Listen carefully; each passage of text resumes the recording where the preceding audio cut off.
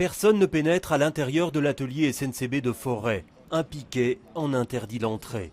Les travailleurs ont débrayé hier spontanément, mais les syndicats refusent que l'on parle de grève sauvage. C'est un mouvement émotionnel spontané. Je ne parlerai pas de grève sauvage, compte tenu que ça fait 6 mois qu'on prévient la direction des dangers de la mise en application de telles mesures.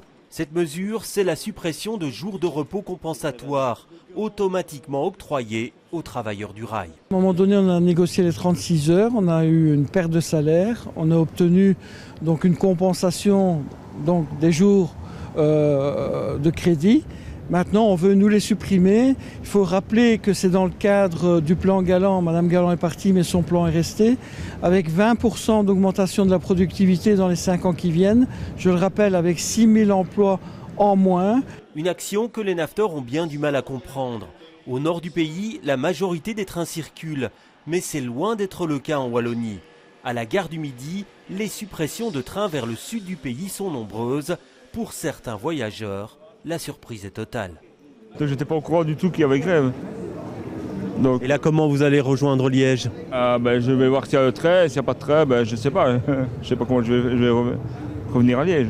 Vous n'étiez pas au courant qu'il y avait grève? Non, non, pas encore. Mais maintenant, je suis venu pour voir la situation. Et là, ça va être compliqué pour vous de rejoindre Braine-l'Alleud? Oui, parce qu'il y a des remplacements, des bus, je crois. Mais ça prend 1h30. Une action que les cheminots veulent mener au finish. Les syndicats espèrent tout de même une reprise rapide du dialogue.